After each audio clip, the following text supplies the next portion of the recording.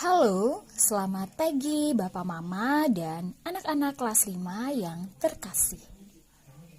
Apa kabarnya hari ini? Teacher berharap Bapak Mama dan anak-anak semua dalam keadaan sehat dan tetap dalam lindungan Tuhan. Pagi ini kita akan belajar tematik bersama Teacher Intan, Teacher Yanti, dan Teacher Tres. Baik anak-anak, sebelum memulai kegiatan pembelajaran, Teacher minta anak-anak menyiapkan alat tulis, buku tulis, dan buku pena 5A. Sebelum kita memulai pembelajaran, Teacher minta anak-anak ambil posisi duduk yang sopan, tangan di dada, mata ditutup. Kita mulai kegiatan pembelajaran kita pada pagi hari ini dengan berdoa. Dalam nama Bapa dan Putra dan Roh Kudus. Amin. Bapa kami yang ada di surga, dimuliakanlah namamu, datanglah kerajaanmu, jadilah kehendak-mu, di atas bumi seperti di dalam surga. Berilah kami rejeki pada hari ini, dan ampunilah kesalahan kami, seperti kami pun mengampuni yang bersalah kepada kami. Dan janganlah masukkan kami ke dalam pencobaan, tetapi bebaskanlah kami dari yang jahat. Amin. Dalam nama Bapa dan Putra dan Roh Kudus. Amin. Baik anak-anak, hari ini kita akan belajar tematik, tema 1, subtema 3, pembelajaran 1 dan 2. Setelah kegiatan pembelajaran hari ini, Teacher berharap anak-anak mampu menentukan ide pokok yang terdapat dalam artikel ilmiah dengan tepat. Yang kedua, Teacher berharap anak-anak mampu menuliskan kembali ide pokok ke dalam bentuk diagram pohon dan tabel dengan tepat. Yang ketiga, Teacher berharap anak-anak mampu menentukan ide pokok berdasarkan gambar dengan benar. Selanjutnya, setelah pembelajaran hari ini, Teacher berharap anak-anak mampu mengidentifikasi jenis penyakit atau kelainan pada alat gerak manusia dengan tepat. Selanjutnya, Teacher berharap anak-anak mampu mengidentifikasi penyebab penyakit kelainan pada alat gerak manusia dengan tepat. Selanjutnya, Teacher juga berharap anak-anak mampu mengidentifikasi cara memelihara kesehatan alat gerak manusia dengan benar. Berikutnya, Teacher berharap setelah pembelajaran hari ini, anak-anak mampu mengidentifikasi ciri-ciri komik dengan tepat. Kemudian, Teacher juga berharap anak-anak mampu mengidentifikasi jenis-jenis komik dan cara membuat komik sederhana dengan tepat. Baik anak-anak, sudah siap belajar hari ini? Mari kita mulai belajar. Halo, apa kabar anak-anak hari ini? Teacher harap anak-anak semua dalam keadaan sehat. Ya, masih semangat belajar dari rumah? Luar biasa. Baik, pada pagi hari ini kita akan membahas tentang ide pokok. Ya, ide pokok, kalimat utama, ya. Jadi, bagi anak-anak yang belum terlalu memahami materi tentang ide pokok dan kalimat utama, Teacher berharap pada video pembelajaran hari ini, anak-anak menyimak dengan sungguh apa yang Teacher jelaskan pada video pembelajaran ini. Ya, dan bagi anak-anak yang sudah mampu untuk menemukan dan menentukan ide pokok, Teacher juga tetap berharap agar tetap menyimak video pembelajarannya dan berlatih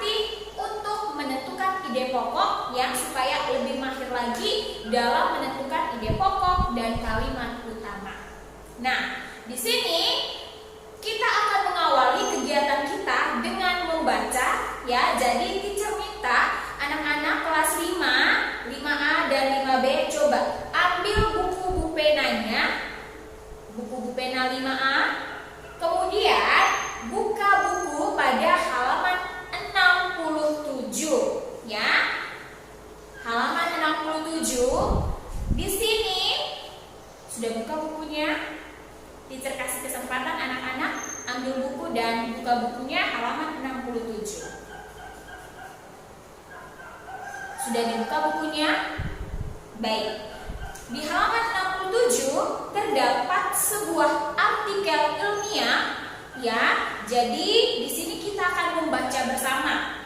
Judul artikelnya adalah osteoporosis ya. Jadi teacher membaca di sini, anak-anak di rumah juga ikut membaca. Oke, sudah siap? Mari kita mulai. Osteoporosis. Osteoporosis lebih sering diderita oleh seseorang di usia tua. Osteoporosis adalah hilang atau menipisnya jaringan tulang yang mengakibatkan tulang melemah, rapuh, dan mudah patah.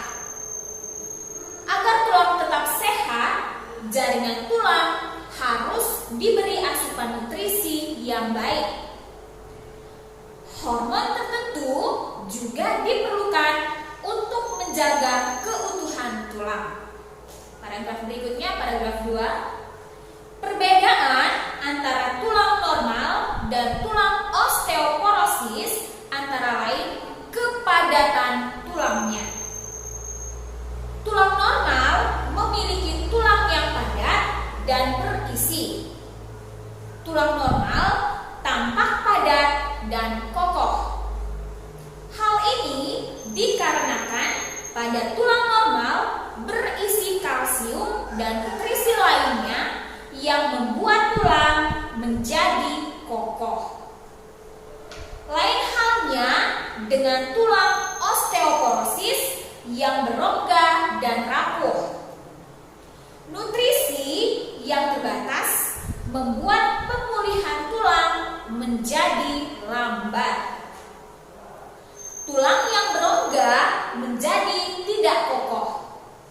Artinya, jika kita melakukan aktivitas berat seperti memindahkan beban yang cukup berat, akan membuat tubuh menjadi sakit karena tidak mampu menopang beban tersebut. Lanjut paragraf 3. Tidak hanya nutrisi, olahraga sangat penting untuk menjaga kesehatan tulang. Kurangnya aktivitas merupakan salah satu faktor penyebab terjadinya osteoporosis. Penurunan kepadatan tulang berarti tulang mudah patah. Jika patah tulang terjadi pada tulang belakang, dapat menyebabkan tulang belakang menjadi melengkung. Hal ini tentu akan membuat tubuh menjadi bungkuk. Faktor lain yang memengaruhi terjadinya osteoporosis adalah merokok, obat-obatan, dan gagal ginjal dalam jangka panjang. Nah, anak-anak, kita sudah membaca bersama ya artikel ilmiah yang berjudul osteoporosis, yang mana di dalam artikel ini terdapat 3 paragraf. Nah, seperti biasa ya, jadi anak-anak teacher harap tidak bosan-bosan untuk belajar terus tentang ide pokok dan kalimat utama. Kali ini kita akan menentukan kalimat utama terlebih dahulu ya. Teacher minta anak-anak siapkan dengan alat tulisnya. Anak-anak bisa pakai pensil boleh, atau mau menggunakan ballpoint pun tidak apa-apa. Nah, sekarang teacher minta coba anak-anak di rumah berlatih menentukan kalimat utama ya yang terdapat pada masing-masing paragraf yang ada di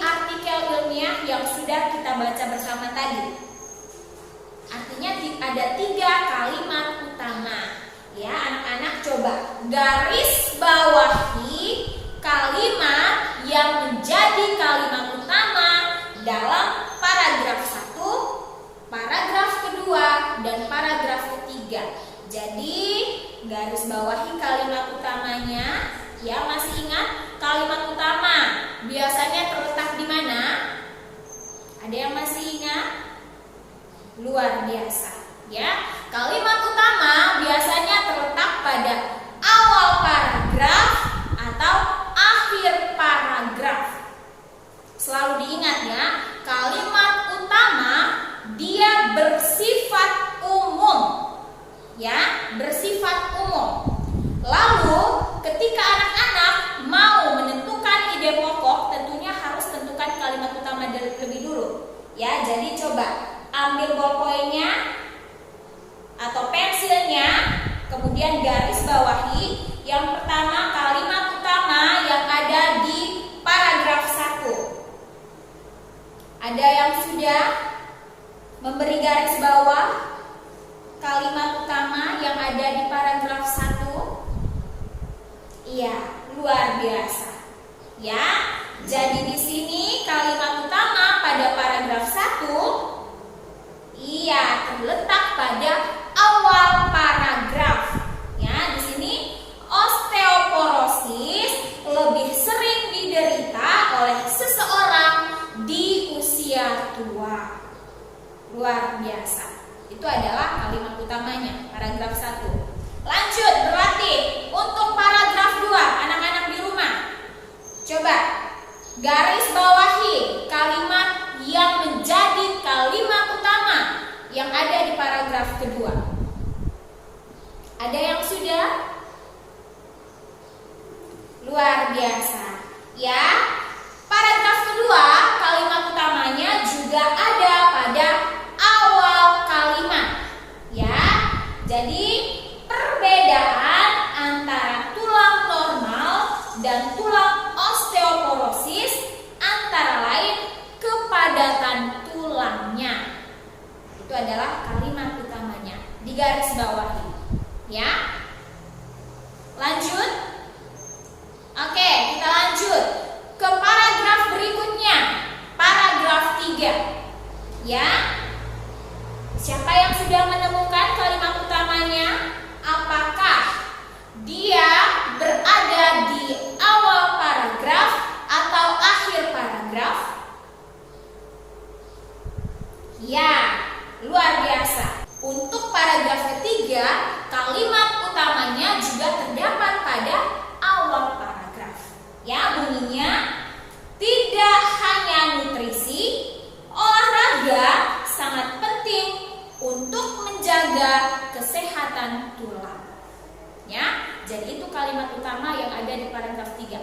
Teacher minta anak-anak garis bawahi kalimat utama yang ada di setiap paragraf. Sudah garis bawahi? Baik.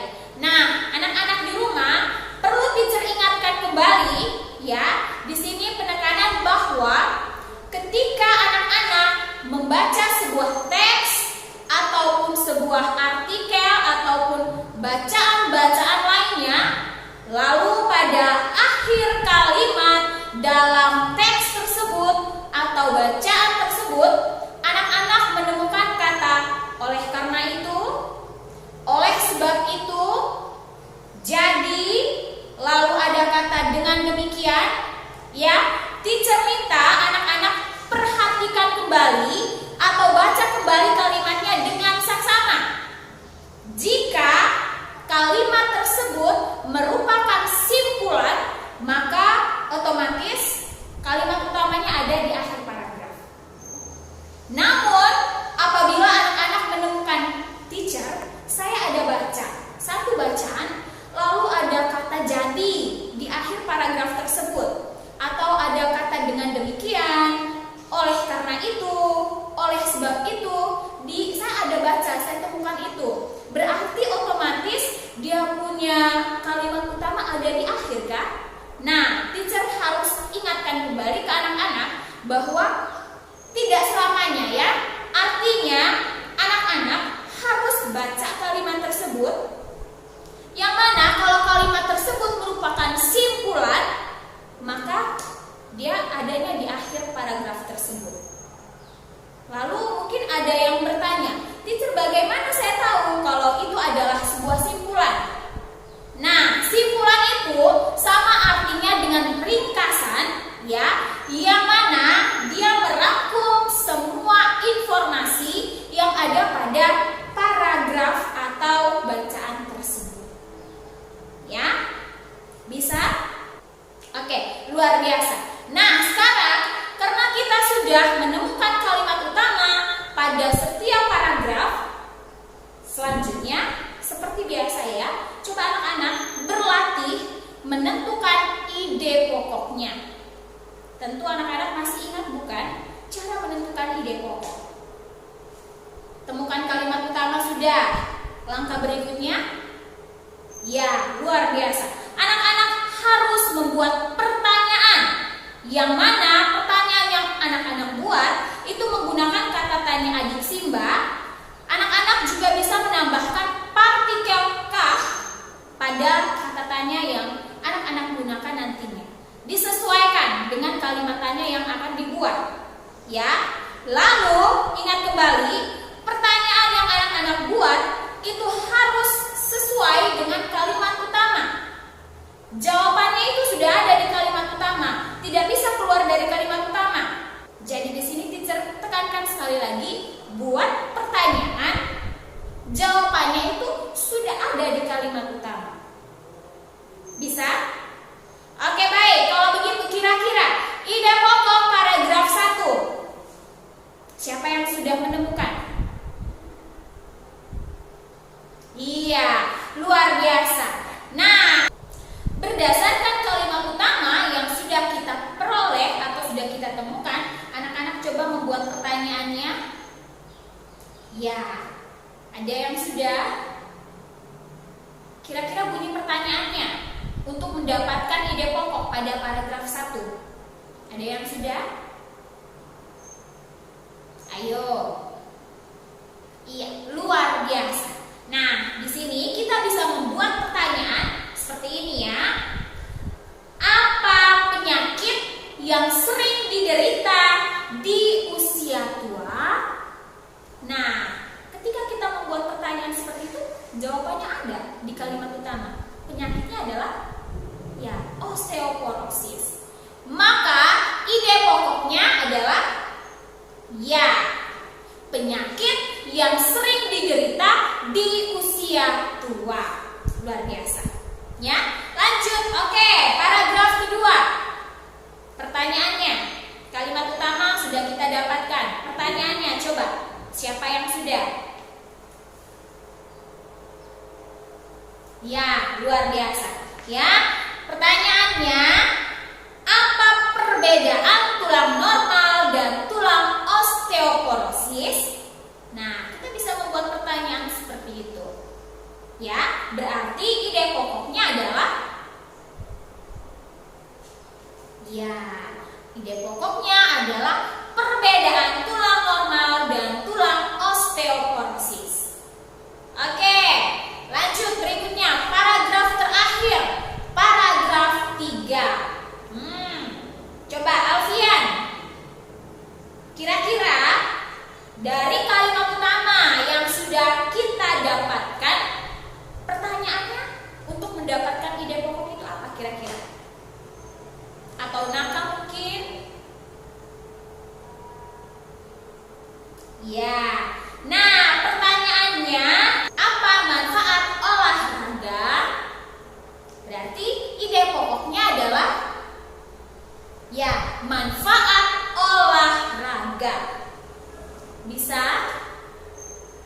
Oke, baik.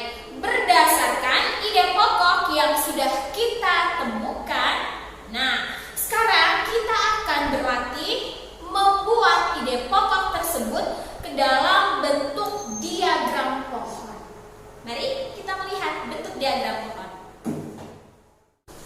Nah, anak-anak bisa memperhatikan bentuk diagram pohon seperti yang ada di papan. Ya, jadi jangan anak-anak berpikir diagram pohon bentuknya seperti pohon. No, Ya, dia bentuknya seperti ini, mirip atau sama seperti dengan peta konsep. Ya. Nah, untuk bagian tengah atau lingkaran bagian tengah atau persegi bagian tengah yang nantinya anak-anak buat itu harus berisi judul. Ya, judul artikel yang sudah kita baca tadi adalah osteoporosis. Lalu, karena dalam artikel tersebut terdapat 3 paragraf dan kita sudah menemukan 3 ide pokok, maka kita membuat cabangnya juga harus ada 3. Ya, kenapa? Karena ada 3 ide pokok. Yang pertama untuk ide pokok paragraf 1. Ya, anak-anak tadi sudah bersama teacher menemukan ide pokok pada paragraf 1. Kita bisa tuliskannya di sini. Kita bisa menuliskannya kembali di kolom yang pertama. Ide pokok paragraf 1. Ya, penyakit yang sering diderita di usia tua. Lanjut untuk paragraf keduanya. Nah, buat kembali cabangnya. Kemudian anak-anak tidak selamanya harus bentuk persegi seperti ini. Ya, bisa buat dalam bentuk lingkaran, bebas, sesuai kreativitas anak-anak. Di sini ide pokok paragraf kedua. Tadi kita sudah menemukan bahwa ide pokoknya adalah perbedaan tulang normal dan tulang osteoporosis. Oke? Lanjut kemudian yang ketiga. Nah, cabang yang terakhir nih. Atau ide pokok pada paragraf ketiga kita bisa tuliskan di sini. Ya, manfaat olahraga. Tapi tidak selamanya. Di sini tuh harus paragraf 1, kemudian bagian sini penempatan paragraf 2 tidak selamanya. Anak-anak bebas. Mau di sini paragraf 1 lebih dulu, boleh. Atau bagian sini paragraf 1 lebih dulu, boleh. Tidak menjadi suatu masalah. Bisa? Oke. Selain dalam bentuk diagram pohon seperti ini, kita juga bisa membuat atau menampilkan ide pokok ke dalam bentuk tabel seperti berikut.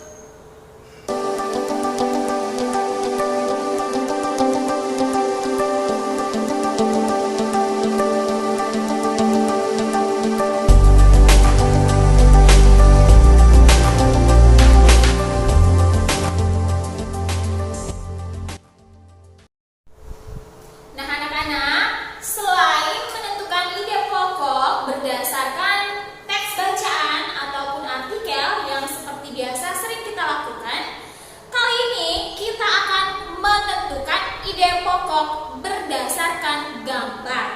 Ya, baik anak-anak, coba perhatikan gambar berikut. Nah, kira-kira apa yang anak-anak lihat dalam gambar tersebut? Iya, ada seorang anak yang digendong ibunya sementara menjemurnya di bawah sinar matahari di pagi hari. Ya, lalu informasi apa yang dapat anak-anak peroleh dari gambar tersebut? Ada yang tahu? Baik, kita akan membahasnya bersama-sama. Nah, anak-anak, ketika kita akan menentukan atau mencoba membuat ide pokok berdasarkan gambar, ada beberapa hal yang perlu kita perhatikan, ya, supaya kita bisa mendapatkan ide pokok dari gambar tersebut.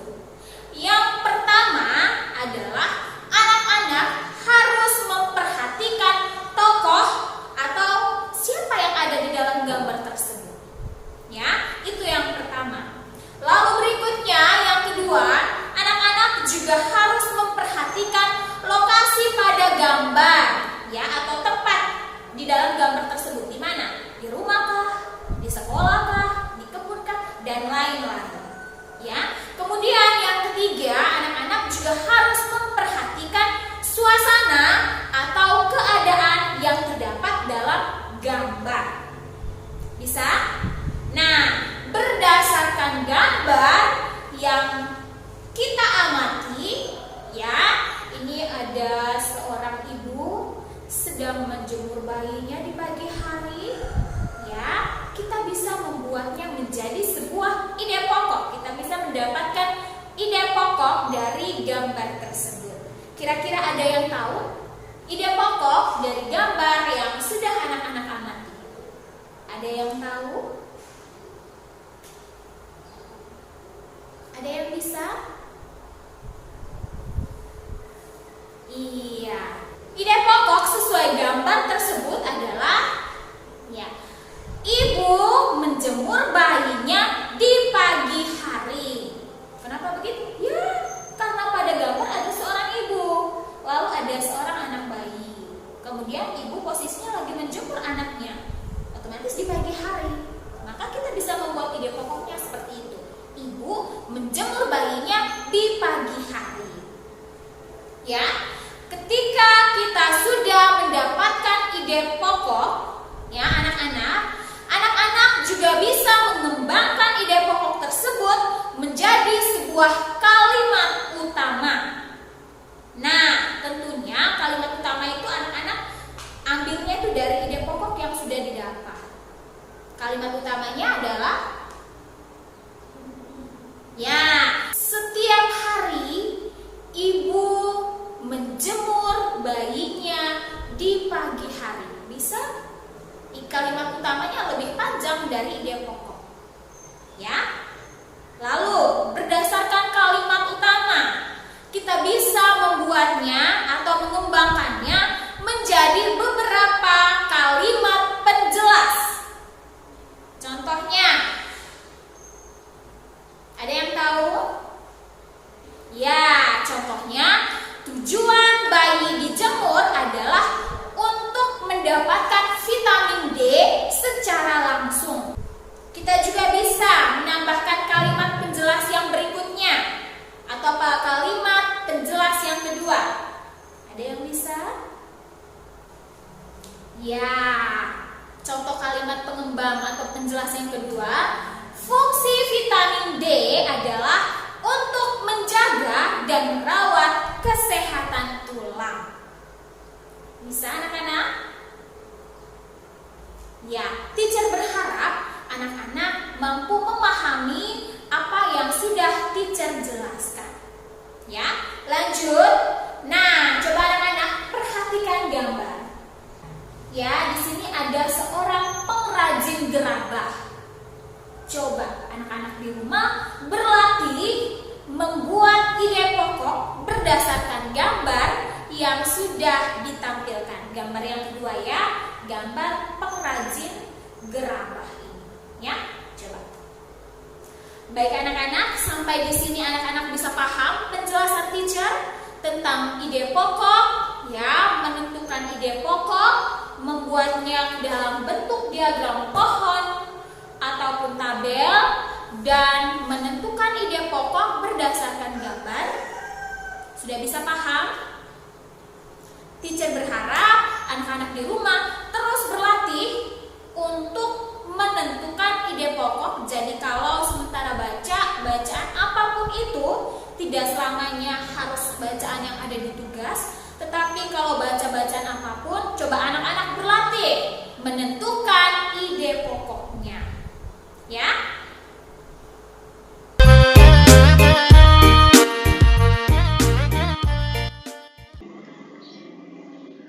Masih semangat untuk belajar hari ini? Mari kita lanjut materi kita hari ini. Ayo, mari kita baca bersama. Judul bacaan: Aktivitas untuk menjaga kesehatan tulang. Setiap orang ingin memiliki tubuh yang sehat dengan tulang yang kuat. Agar tulang sehat dan kuat, kita harus menjaganya. Ibarat menabung, menjaga kesehatan tulang harus dilakukan sejak dini. Banyak cara yang dapat dilakukan untuk menjaga kesehatan tulang. Salah satu cara yang cukup mudah dilakukan adalah rutin berolahraga. Menurut penelitian, rutin berolahraga itu sangat bermanfaat untuk tulang dibandingkan mengonsumsi susu. Nah, rutin berolahraga seperti lari, jogging, dan lompat tali dapat membantu mempertahankan kepadatan tulang.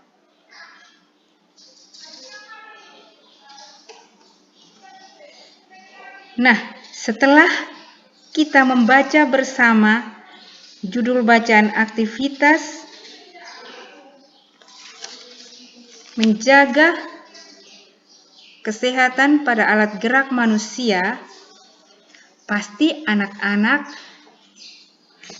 tahu tentang penyakit pada alat gerak manusia. Ada yang tahu? Very good. Di sini, penyakit atau kelainan pada alat gerak manusia, misalnya salah satu, rakitis. Pernah dengar penyakit rakitis? Oke, pintar, ada yang pernah dengar. Nah, rakitis adalah penyakit pada tulang yang disebabkan oleh kekurangan gizi seperti fosfor, kalsium, dan vitamin D. Penderita rakitis memiliki bentuk kaki O atau X. Pasti anak-anak pernah jumpai orang-orang yang ada di sekitar dengan memiliki bentuk kaki O atau X. Ada yang pernah lihat? Nah, kelainan ini terjadi sejak lahir atau bawaan. Penyebabnya saat hamil, ibu kekurangan vitamin D dan kalsium, sehingga terjadilah bentuk kakinya jadi O atau X.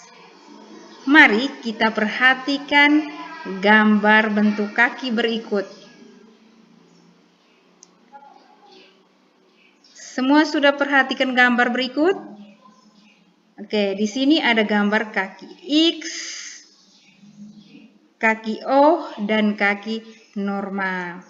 Bisa paham sampai di sini? Oke, kita lanjut.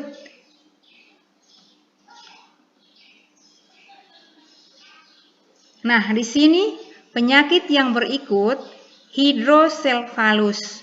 Pernah dengar kata hidrocephalus? Oh iya, ada yang pernah dengar, pintar. Nah, hidrocephalus adalah bentuk kepala membesar karena terjadi pengumpulan cairan pelebaran rongga otak. Hidrocephalus ini penyakit kelainan yang terjadi sejak lahir. Pernah lihat anak-anak yang menderita hidrocephalus? Nah, penderitaan hidrocephalus ini hanya terjadi pada bayi yang baru lahir. Terlihat kepalanya membesar, badannya kecil. Oke, lanjut yang berikut, penyakit mikrocephalus. Saya dengar mikrocephalus. Pasti ada yang pernah dengar, ada yang belum.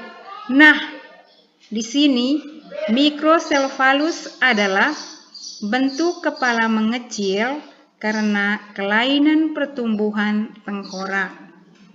Penyakit mikrocephalus terjadi akibat kelainan genetik resesif autosomal. Autosomal artinya sama-sama dapat mempengaruhi bayi dengan jenis kelamin laki-laki maupun perempuan. Jadi penyakit ini tidak mengenal bahwa kita laki atau perempuan. Penyakit mikrocephalus ini sering terjadi pada bayi yang baru lahir. Nah, mari kita perhatikan. Di sini teacher ada gambar tentang bayi yang baru lahir yang menderita penyakit microcephalus. Ini gambarnya. Jadi badannya membesar, tetapi bentuk ukuran kepalanya semakin mengecil. Itu yang dinamakan dengan penyakit microcephalus. Bisa paham sampai di sini? Oke, mari kita lanjut. Penyakit yang berikut, osteoporosis. Pernah dengar penyakit ini? Osteoporosis adalah pengeroposan tulang sehingga tulang menjadi rapuh dan mudah retak atau patah. Penyakit osteoporosis ini terjadi karena tubuh kurang kalsium. Osteoporosis ini terjadi pada orang yang lanjut usia karena kurangnya penyerapan kalsium.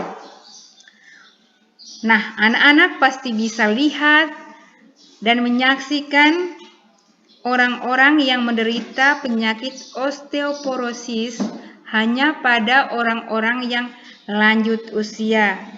Mereka ini mengalami pengeroposan tulang. Jadi ketika kita lihat mereka berjalan, ada yang pakai tongkat, ada yang jalannya setengah mati, ada yang harus pakai pegang di tangan karena mereka punya tulang tidak kuat lagi. Oke, mari kita lanjut berikut. Penyakit rematik. Pasti ada yang pernah dengar dan pernah lihat. Ada yang menderita penyakit rematik. Jadi rematik ditandai dengan gejala nyeri pada persendian.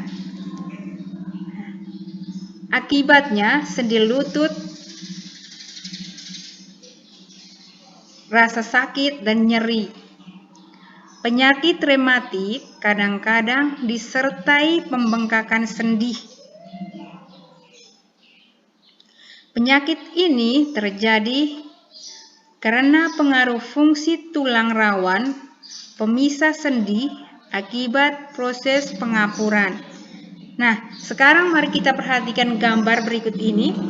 Jadi gambar ini ada seorang anak sedang memegang di lututnya karena dia menderita penyakit rematik, nyeri dan rasa nyilu pada persendian tulang lutut. Oke.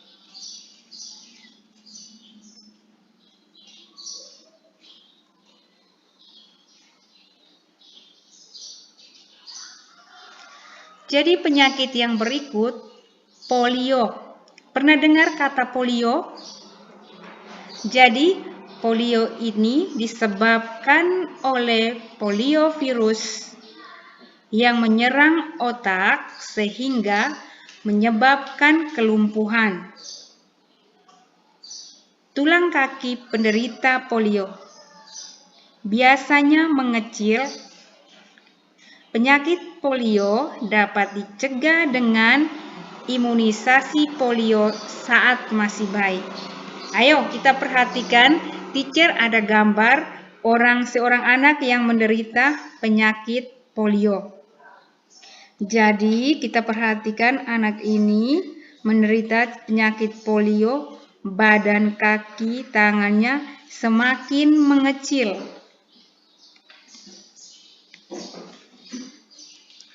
Yang ketujuh, retak dan patah tulang. Retak dan patah tulang merupakan kelainan pada tulang yang disebabkan oleh benturan benda keras berupa kecelakaan atau jatuh. Anak-anak pernah melihat temannya atau mungkin dirinya sendiri pernah jatuh? Atau pernah lihat ada yang patah tulang? Pernah? Oke, very good. Jadi di sini teacher ada gambar tentang retak dan patah tulang. Mari kita perhatikan sama-sama. Jadi ini ada gambar ini retak dan patah tulang. Karena kecelakaan atau terbentur benda keras. Sehingga tulangnya jadi retak dan patah. Jadi anak-anak, ketika kita bermain dengan teman di rumah atau sekolah, kita harus berhati-hati dan menjaga kesehatan tulang kita. Kalau tulang kita retak atau patah, kita tidak bisa bermain atau tidak bisa bergerak. Kita mau gerak juga jadi kaku karena anggota tubuh kita ada yang sakit. Jadi mari kita perhatikan baik-baik, jaga kesehatan kita.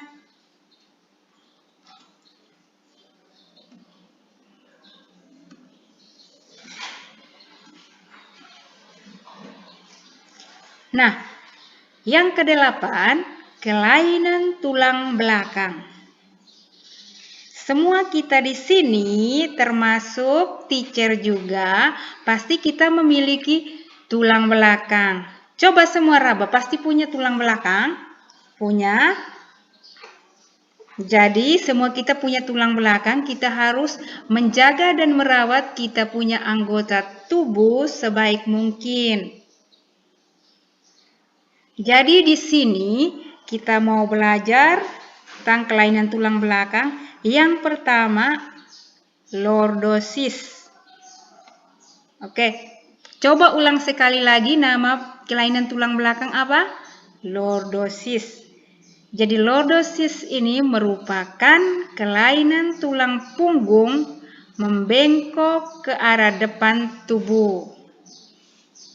Lordosis terjadi jika tulang belakang melengkung ke depan sehingga kepala tertarik ke belakang. Jadi, teacher ingatkan ketika kita duduk, pada saat duduk, belajar baik di rumah maupun sekolah, kita harus perhatikan posisi duduk, cara duduk yang benar. Sehingga tulang kita tidak membengkok ke arah depan, ke belakang, dan ke samping. Nah, di sini teacher ada gambarnya. Mari kita perhatikan sama-sama. Gambar ini namanya dia menderita penyakit lordosis atau kelainan tulang belakang. Yang berikut, kifosis.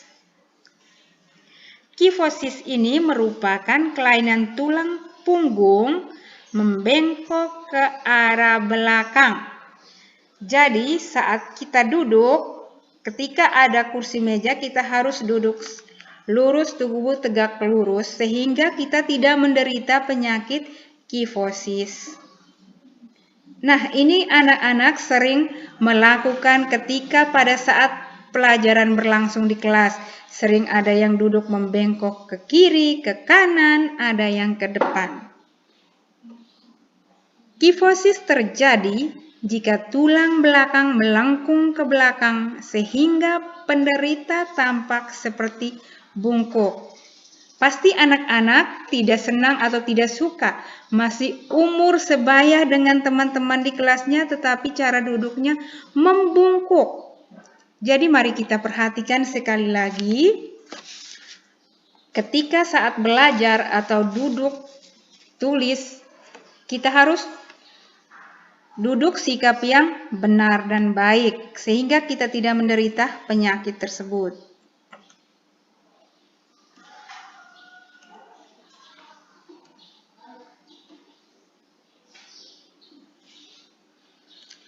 Yang berikut, skoliosis. Pernah dengar skoliosis? Oke, pintar. Ada yang pernah dengar, ada yang belum. Nah, di sini skoliosis merupakan kelainan pada tulang punggung membengkok ke arah samping. Skoliosis terjadi jika tulang belakang melengkung ke arah samping sehingga badannya tampak melengkung ke kanan atau ke kiri seperti huruf S. Ada yang Senang menderita skoliosis? Oh, ada yang tidak senang. Kalau tidak senang, mari kita perbaiki kita punya cara duduk atau sikap duduk sehingga kita tidak menderita penyakit skoliosis. Nah, penyakit lordosis, kifosis, dan skoliosis terjadi karena kebiasaan atau posisi duduk yang salah yang menyebabkan posisi tulang belakang bergeser dari posisi normal. Bisa paham sampai di sini? Oke, very good. Bisa paham? Kita lanjut.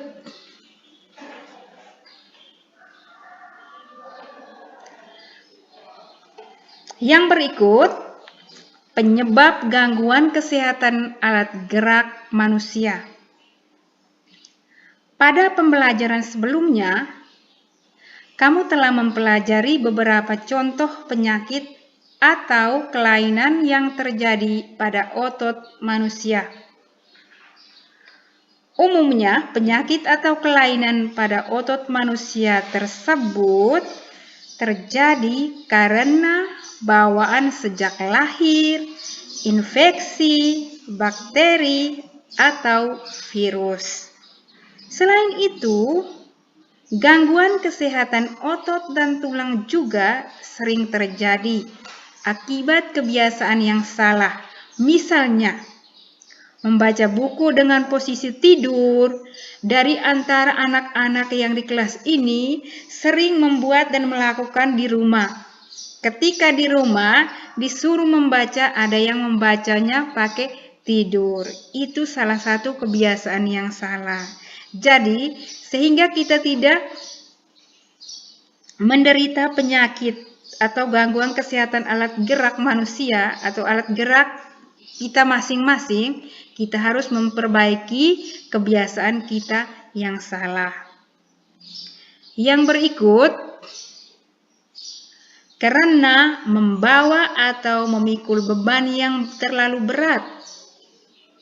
Nah, kalau kita ke sekolah, kita membawa tas. Di dalam tas tentu pasti ada buku-buku pelajaran, ada yang pasti bawa bekalnya isi di dalam tas. Tapi, teacher ingatkan kita membawa jangan terlalu berat dan melebihi, karena akan merusak alat gerak kita. Pasti ada anak-anak yang pernah membawanya tas yang berat.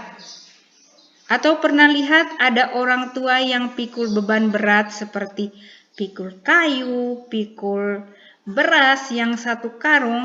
Pernah lihat? Nah, coba kita perhatikan gambar berikut. Gambar seorang anak yang memikul tasnya yang begitu berat. Tanpa disadari bahwa kita memikul beban berat akan mempengaruhi kesehatan alat gerak kita. Yang berikut, menulis dengan tubuh yang miring. Menulis dengan tubuh yang miring itu juga akan mempengaruhi alat gerak kita. Jadi kalau pada saat anak-anak mau menulis, harus posisi duduk yang benar. Tidak boleh miring kiri, miring kanan. Sehingga alat gerak kita tetap sehat.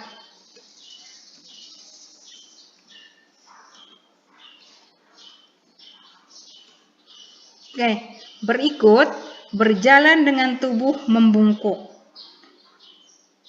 Oleh karena itu, kita harus senantiasa menjaga kesehatan otot dan tulang dengan cara berolahraga secara teratur, mengonsumsi sayur dan buah-buahan, berjalan tegap, serta menjaga kebersihan lingkungan sekitar. Mari kita perhatikan gambar. Pasti ada yang pernah melakukan dan pernah melihat. Ada yang jalannya membungkuk ke depan, sehingga kita punya tulang lari ke belakang.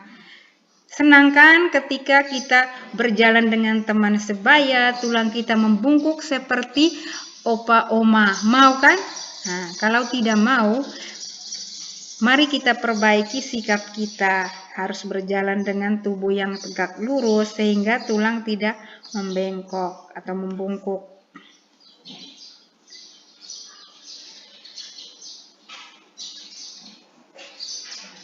Nah, yang berikut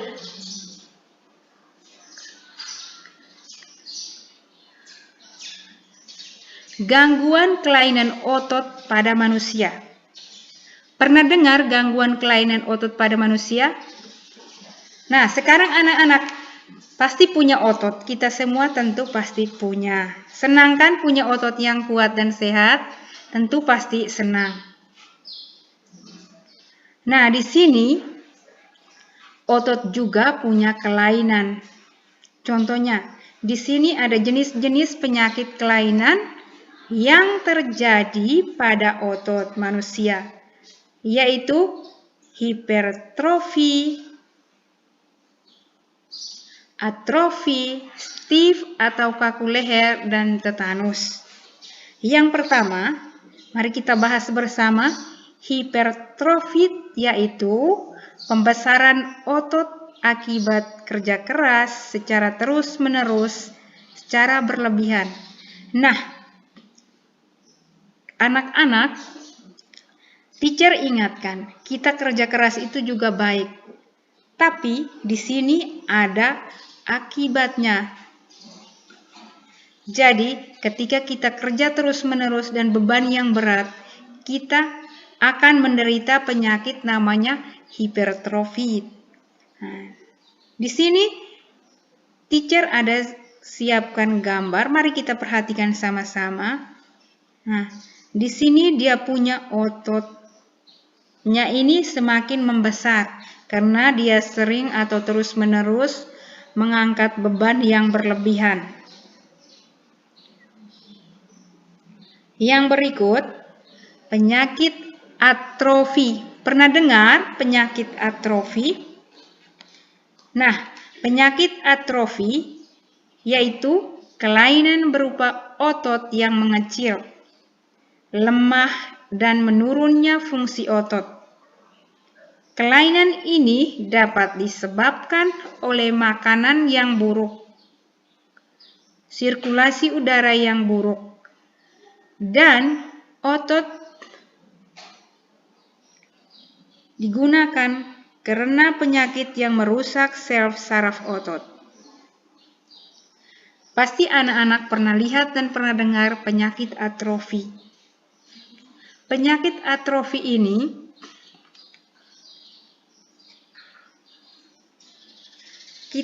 kelainan berupa otot yang mengecil, lemah, dan menurunnya fungsi otot. Mari kita perhatikan gambar berikut ini. Nah, di sini ada sebuah gambar yang otot-ototnya semakin mengecil. Ini yang disebut dengan atrofi. Bisa paham? Very good. Kita lanjut yang berikut. Stiff atau kaku leher. Pernah dengar kaku leher atau pernah lihat ada orang yang kaku leher? Pasti anak-anak pernah melihat orang-orang yang ada di sekitar atau orang-orang yang terdekatnya mengalami stiff atau kaku leher. Sakit pada otot leher yang diakibatkan karena cedera otot, infeksi mengitis, atau kelainan otonomi tulang belakang akibat bergerak secara tiba-tiba atau karena salah gerak. Pasti ada yang pernah tidur atau pernah melakukan aktivitas yang lain dan salah gerak, dan otot semakin sakit. Nah, di sini teacher ada siapkan sebuah gambar stiff atau kaku leher. Coba perhatikan sama-sama. Oke. Semua bisa paham? Nah, kita lanjutkan yang berikut. Tetanus. Pernah dengar penyakit tetanus? Nah, pernah. Ada yang pernah dengar. Jadi, tetanus yaitu kejang atau kaku otot yang disebabkan oleh infeksi bakteri Clostridium tetani. penderita tetanus akan mengalami kejang yang berupa kekakuan otot. Kakunya otot akan menyebabkan rahang penderita mengatup rapat dan tidak bisa buka.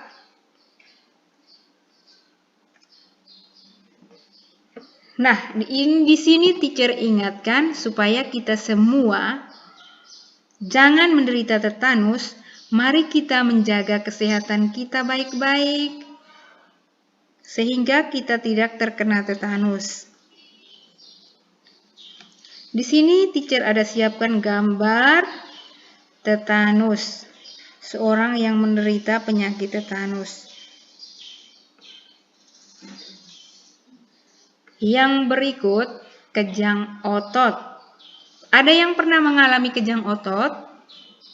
Atau pernah dengar ada yang menderita kejang otot? Nah, di sini teacher jelaskan, kejang otot dapat terjadi karena otot melakukan kerja terus-menerus tanpa henti.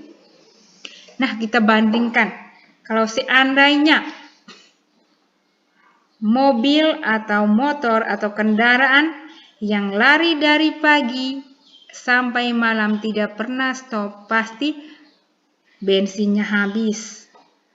Atau pulsa listrik yang kita isi setiap hari, lama-kelamaan pasti pulsanya habis. Nah, sama dengan kita manusia. Ketika kita melakukan aktivitas setiap hari terus-menerus tanpa istirahat, pasti kita mengalami kecapean, kekejangan otot. Jadi kita juga harus butuh istirahat sehingga kita tidak menderita kekejangan otot. Kita beraktivitas setiap hari bukannya tidak baik. Baik juga dapat membantu kita. Tetapi di samping itu kita juga harus istirahat yang banyak. Aktivitas otot yang seperti itu menyebabkan otot tidak mampu berkontraksi lagi karena kehabisan energi atau tenaga. Jadi istilah lain untuk kekejangan otot adalah kram otot. Nah, kita melakukan aktivitas tanpa istirahat pasti kita rasa otot kita terlalu kram. Nah, di sini teacher ada buat langkah-langkah menghilangkan kram otot. Ada caranya. 1. Ketika kita kram otot, kita harus regangkan dan pijit otot dengan lembut. Yang kedua, tahan dalam posisi merenggangkan sampai kejang berhenti. Yang ketiga, kompres dingin pada otot yang sakit atau nyeri atau panas pada otot yang tegang atau kencang. Bisa paham? Jadi di sini ada sebuah gambar. Mari kita perhatikan sama-sama gambar. Gambar seorang anak yang menderita kejang otot. Nah, di sini anak-anak juga main dari pagi sampai malam atau main kejar-kejaran atau main apa saja, tidak pernah istirahat dari pagi sampai malam. Pasti mengalami kecapean atau kejang otot. Jadi kita butuh istirahat juga. Jangan main dari pagi sampai malam tanpa istirahat. Kalau kita mau anggota tubuh kita tetap sehat, mari kita jaga sama-sama. Yang berikut, hernia abdominal. Pernah dengar kata ini, hernia abdominal?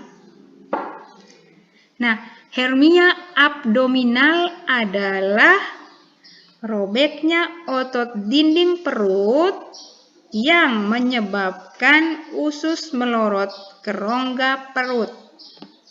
Anak-anak pernah lihat dan pernah dengar hernia abdominal. Jadi ada orang yang menderita penyakit hernia abdominal. Coba di sini ada sebuah gambar, mari kita perhatikan sama-sama. Ini seorang anak bayi yang mengalami penyakit hernia abdominal karena robeknya otot dinding perut yang menyebabkan usus melorot ke rongga perut.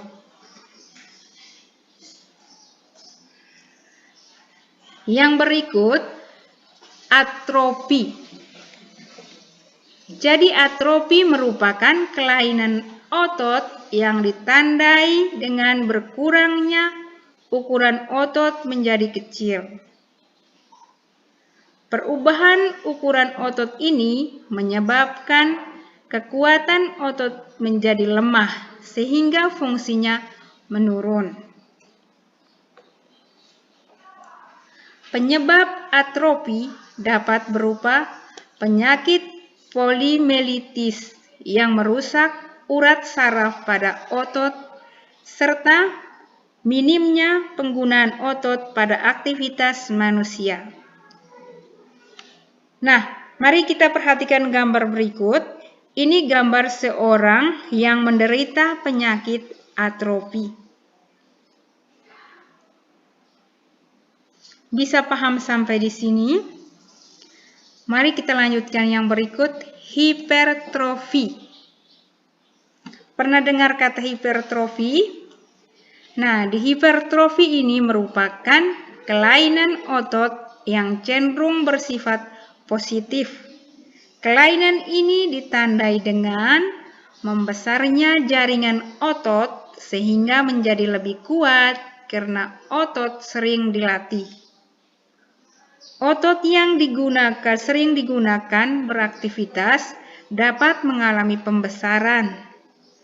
Contohnya pada atlet binaraga, angkat besi, dan sepak bola. Pasti anak-anak pernah lihat orang-orang yang pernah mengangkat beban berat seperti angkat besi, angkat kayu, dan binaraga lainnya. Seperti bermain sepak bola. Karena mereka sering beraktivitas sehingga otot mereka semakin membengkak dan membesar. Kita telah mengetahui berbagai jenis gangguan dan kelainan otot beserta penyebabnya. Kita harus berhati-hati dan waspada dalam melakukan gerakan tiba-tiba. Kita juga perlu menghindari beban pekerjaan berlebihan terhadap bagian otot tubuh.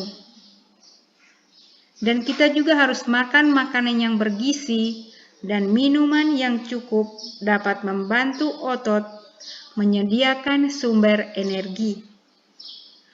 Otot yang terjaga kesehatannya akan menunjang sistem gerak tubuh dalam melakukan berbagai aktivitas.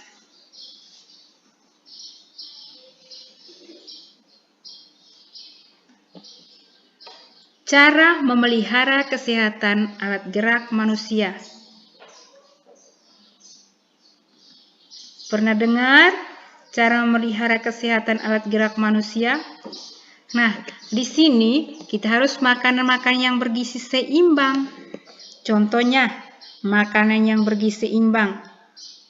Makanan pokok, sayur mayur, buah-buahan, lauk pauk, susu, dan telur. Ayo perhatikan gambar berikut. Yang kedua, pada saat kita berdiri harus posisi tegak. Tetapi teacher perhatikan ketika anak-anak waktu berdiri, ada yang berdiri miring ke kiri, miring ke kanan. Itu yang mengakibatkan kesehatan alat gerak manusia itu bisa rusak. Mulai sekarang kita harus berdiri tegak lurus. Yang ketiga, berolahraga secara teratur. Nah, teacher mau tanya dulu. Ada yang pernah berolahraga? Jadi, kalau kita berolahraga secara teratur, Kita dapat menjaga kesehatan tulang, terutama tulang punggung. Misalnya kita bisa lopas-lopas, kita bisa lakukan gerak badan ke kiri, ke kanan, sehingga tubuh kita tetap terjaga, sehat dan seimbang. Yang berikut, pencegahan radang sendi. Pernah dengar kata pencegahan radang sendi? Nah, pencegahan radang sendi mengurangi konsumsi makanan yang dapat meningkatkan kadar asam urat. Ada yang pernah menderita asam urat?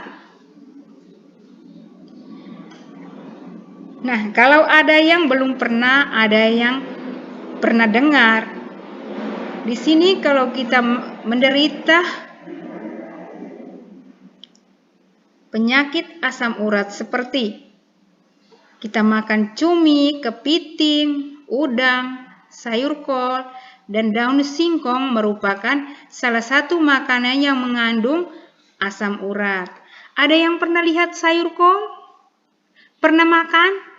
Nah, di sini kita makan sayur kol itu memang bagus, baik untuk kesehatan tubuh. Tapi kalau kita makan yang berkelebihan akan mengakibatkan kita menderita penyakit asam urat. Di sini juga makanan laut, seperti di sini ada udang, ada kerang, ada cumi-cumi. Memang saat kita makan, kita rasa nikmat dan gurihnya makanan, baik untuk tubuh.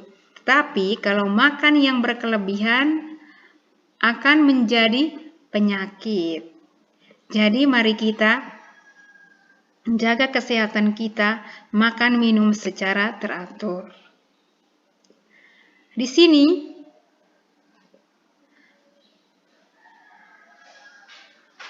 ada gambar bulu babi, sayur-sayuran dan buahan. Jadi bulu babi dan buah-buahan yang mengandung vitamin C merupakan contoh makanan yang dapat mengurangi kadar asam urat. Jadi, kita harus makan yang seimbang. Ketika kita sudah makan makanan yang mengandung asam urat tinggi, kita juga harus mengontrol diri kita untuk mengonsumsi makanan yang mengurangi asam urat. Contohnya, pernah lihat bulu babi? Nah, ada yang pernah, ada yang belum. Jadi bulu babi ini hidupnya di laut. Kalau sayur-sayuran gimana? Oh, di darat. Jadi kita harus mengonsumsi secara seimbang sehingga tubuh kita tetap sehat.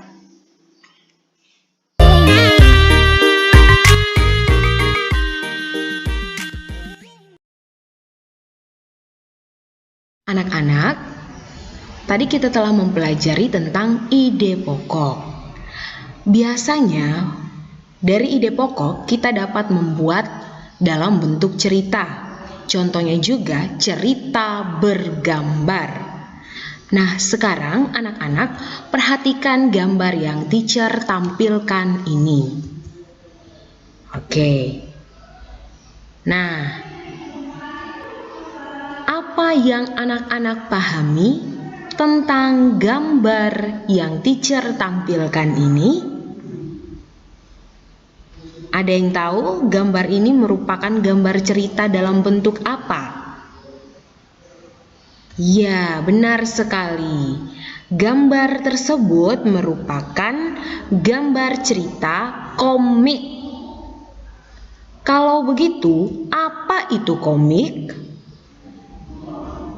Coba anak-anak perhatikan gambar ini, lalu rangkailah dengan kalimat anak-anak sendiri. Apa itu komik? Ya, baik, mari kita bahas. Komik merupakan karya seni dalam bentuk cerita bergambar yang menggunakan gambar-gambar yang tidak bergerak, yang disusun sedemikian supaya ceritanya menjadi menarik dan bersifat lucu.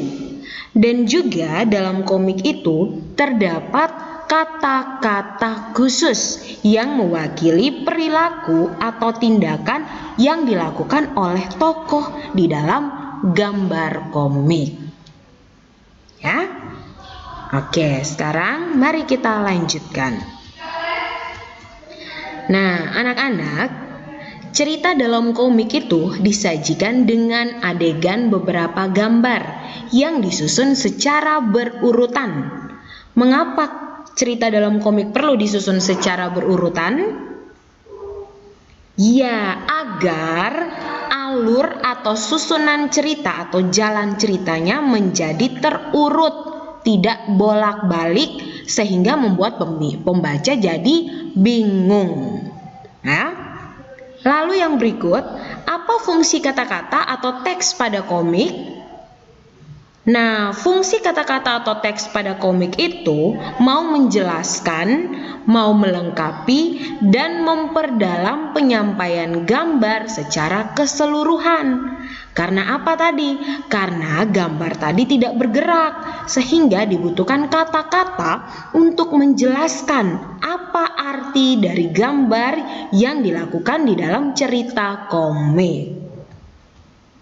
Nah, biasanya kata-kata dalam komik itu dibuat dalam bentuk balon-balon atau gelembung-gelembung kata.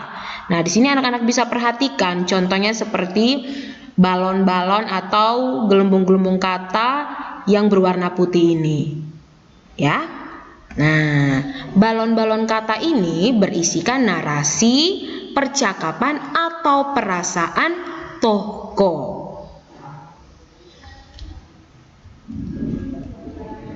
Kemudian, apa ciri-ciri komik anak-anak? Nah, sebelum kita mau membuat komik, kita harus pahami dulu sesuatu supaya komik yang kita buat itu menjadi baik dan bisa membuat orang tertarik untuk membaca. Nah, maka kita perlu mengetahui ciri-cirinya. Apa saja ciri-ciri komik ya anak-anak? Ayo anak-anak simak. Yang pertama, ciri komik adalah komik dibuat untuk menyampaikan cerita. Nah, ini berkaitan dengan pesan dan informasi disampaikan menggunakan teks dan gambar. Ya. Yang kedua, ciri-ciri yang kedua harus bisa proporsional atau keberadaan gambar dan teks yang berimbang, membuat pembaca komik seakan-akan turut terlibat dan berperan langsung ke dalam cerita. Yang ketiga, ciri yang berikut adalah menggunakan bahasa percakapan. Ya, terus anak-anak, bahasa yang kita gunakan itu bahasa sehari-hari yang mudah kita pahami. Terus ciri-ciri selanjutnya adalah biasanya atau pada umumnya komik itu bersifat kepahlawanan, atau cerita komik atau isi komik itu cenderung membuat pembaca mempunyai rasa atau sikap kepahlawanan atau sikap perjuangan. Terus ciri-ciri yang berikut adalah penggambaran watak atau sifat secara sederhana. Tujuannya apa? Supaya pembaca itu memahami isi cerita dan menangkap pesan atau amanat yang disampaikan dalam cerita komik. Terus ciri-ciri yang berikut, ya ciri-ciri yang terakhir. Nah, pada umumnya komik juga itu mengandung cerita humor atau lucu untuk menghibur pembacanya. Ya, jadi kita harus paham benar dulu ciri-ciri dari komik, baru bisa kita membuat komik yang baik. Ya anak-anak? Oke. Kita lanjutkan dulu. Nah, sekarang kita mempelajari tentang jenis-jenis komik. Oke. Komik itu pada umumnya biasa disajikan dalam gambar berwarna hitam, putih, atau juga berwarna. Nah, yang pertama, berdasarkan penampilan atau bentuknya atau desainnya, komik itu dibedakan menjadi 4 jenis. Yang pertama ada komik strip. Apa itu komik strip? Komik strip merupakan komik yang hanya terdiri dari beberapa gambar saja, tetapi dari isi sudah mengungkapkan keseluruhan atau gagasan atau ide yang utuh. Ya, komik strip biasanya ditemukan pada majalah anak-anak atau surat kabar. Yang kedua, komik buku. Nah, komik buku ini komik yang dikemas dalam bentuk buku yang menampilkan satu cerita yang utuh. Kemudian komik buku biasanya berseri atau berkelanjutan. Misalnya setelah membaca buku yang pertama ini, seri pertama masih ada lagi seri selanjutnya. Berarti ceritanya masih berlanjut, ya.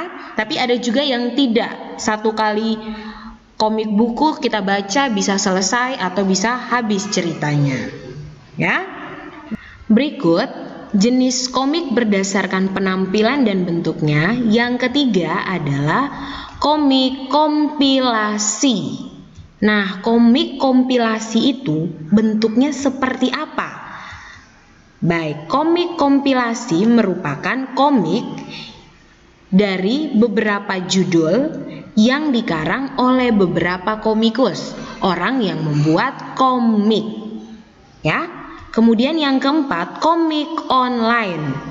Nah, komik online ini adalah komik yang berwujud media digital, bukan media cetak.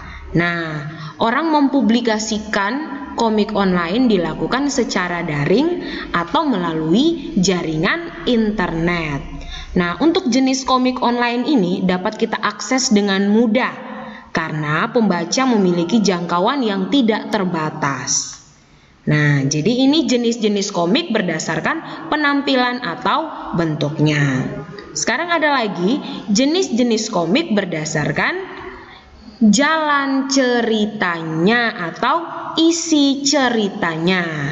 Apa saja jenis-jenis komiknya atau berdasarkan jenis ceritanya?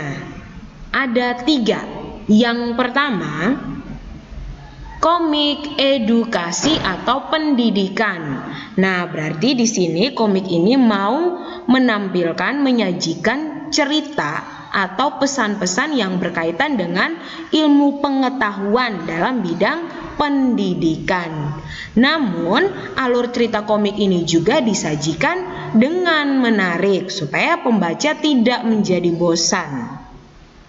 Yang kedua, komik promosi atau komik iklan atau komik advertising merupakan komik yang digunakan untuk keperluan promosi sebuah produk atau barang untuk menyampaikan pesan-pesan produk atau barang, ya. Oke, yang ketiga, komik hiburan. Nah, kalau komik hiburan berarti komik yang memberi hiburan bagi pembaca. Pada umumnya, tema komik hiburan itu biasanya berisi nilai-nilai seperti kesetiakawanan, drama remaja, persahabatan, dan juga semangat pantang menyerah. Contoh komik hiburan itu seperti apa? Ayo anak-anak lihat. Yang pertama, ada komik silat. Nah, komik silat ini termasuk komik hiburan. Komik yang didominasi oleh adegan laga atau pertarungan atau perkelahian. Yang berikut, komik hiburan yang berikut adalah komik wayang. Nah, di sini komik wayang berisikan cerita tentang wayang atau kerajaan-kerajaan pada zaman dahulu. Yang ketiga, komik humor. Komik yang berisikan cerita lucu. Nah, unsur kelucuannya tidak hanya pada sisi cerita, namun gambarnya juga dibuat terlihat lucu. Nah, jadi inilah jenis-jenis komik berdasarkan jenis ceritanya. Ya, anak-anak. Oke, kita lanjutkan yang berikut. Nah, contoh gambar beberapa jenis komik. Teacher tampilkan hanya beberapa, tidak semua. Yang pertama, komik edukasi. Nah, ini anak-anak perhatikan contoh gambar komik edukasi. Komik edukasi tadi berarti komik yang menyampaikan pesan-pesan yang berkaitan dengan ilmu pengetahuan dalam bidang pendidikan. Yang kedua, komik wayang. Nah, ini contoh komik wayangnya. Dan yang ketiga ada komik silat. Nah, ini kalau dilihat anak-anak, jenis komik berdasar tampilannya ada yang berwarna hitam putih dan juga ada yang berwarna. Oke, mari kita lanjutkan yang berikut. Nah, tadi kita sudah tahu ciri-cirinya, sudah tahu jenis-jenis. Sekarang mari kita mengidentifikasi langkah-langkah membuat komik. Apa saja langkah-langkahnya? Yang pertama, sebelum kita membuat komik, kita perlu menentukan tema dan juga judul komik. Itu penting sekali anak-anak. Nah, di sini teacher tampilkan beberapa tema dalam pembuatan komik. Yang pertama, ada tema tentang fiksi ilmiah. Berarti tema itu akan membahas tentang acuan teknologi yang telah ada. Jadi temanya berkaitan dengan teknologi-teknologi. Ya, apa saja jenis teknologinya? Yang kedua, hayalan. Berarti tema yang menyajikan cerita tentang kehidupan sehari-hari, namun berdasarkan imajinasi atau bukan kisah nyata yang bukan benar-benar terjadi. Itu tema hayalan. Yang berikut tema fantasi, maaf anak-anak, tema fantasi. Nah, cerita dalam tema fantasi adalah cerita imajinasi tentang masa depan atau masa terjadinya di suatu tempat, ya, baik di bumi ataupun di planet yang melibatkan bentuk teknologi yang cukup canggih. Yang berikut, drama. Tema drama ini berarti dalam tema ini menceritakan tentang kejadian sehari-hari yang dialami manusia, seperti ada kesedihan, ada kekecewaan atau kebahagiaan yang bisa berakhir bahagia ataupun sedih. Terus yang berikut tema histori. Nah, untuk tema histori ini, tema yang menggunakan referensi sejarah sebagai acuan ceritanya, ya.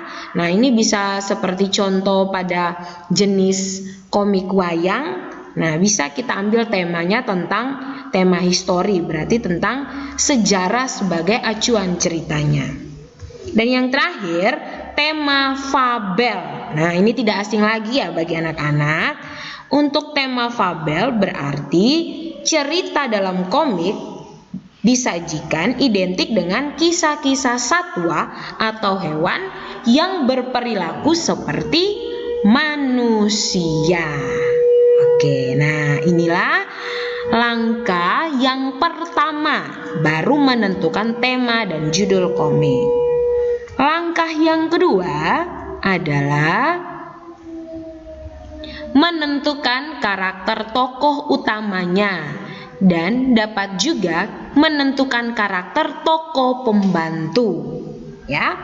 Setelah itu kita mendeskripsikan watak atau ciri utama dari setiap karakter atau tokoh. Misalnya ada watak baik, penolong, ada watak pemarah, pemberani, tergantung dengan tema yang kita tentukan. Lalu yang keempat, kita membuat alur cerita atau jalan cerita sederhana secara umum dulu, ya. Terus yang kelima, langkah yang kelima, kita menggambar sesuai alur yang kita sudah buat atau jalan cerita yang sudah kita buatkan. Nah, di sini anak-anak, dalam menggambar kita perlu memperhatikan beberapa teknik atau beberapa hal. Yang pertama, kita dahulukan yaitu membuat sketsa atau sketching, ya. Yang kedua, setelah sudah membuat sketsa, yang kedua adalah memberikan tinta atau istilah asingnya inking.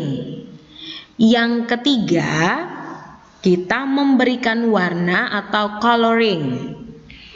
Yang keempat, membuat teks atau lettering pada komik yang ditulis dalam bentuk balon kata di dekat gambar tokoh-tokohnya, ya. Nah, ini teacher sajikan contoh pembuatan komik secara sederhana, contoh menggambar. Oke, yang pertama, nah ini pembuatan sketsa. Jadi sketsa bentuknya seperti ini ya anak-anak. Anak-anak perhatikan. Jadi masih dalam bentuk berwarna hitam putih, ya. Kemudian setelah sketsanya sudah jadi secara keseluruhan, barulah kita memberikan tinta dan pewarnaan. Nah, maka gambar kedua bentuknya seperti ini. Tergantung anak-anak, temanya, tokonya itu siapa, bagaimana penampilannya, berilah warna sesuai kreativitas anak-anak. Dan yang ketiga, kita memberi teks atau lettering. Nah, kita beri teks percakapan dalam bentuk balon-balon yang berada dekat dengan gambar-gambar tokohnya. Oke, sampai di sini bisa paham anak-anak? Sampai di sini dulu pembelajaran kita hari ini. Jika ada hal-hal yang belum anak-anak pahami, anak-anak bisa langsung bertanya kepada teacher melalui Japri. Terima kasih dan semangat belajar.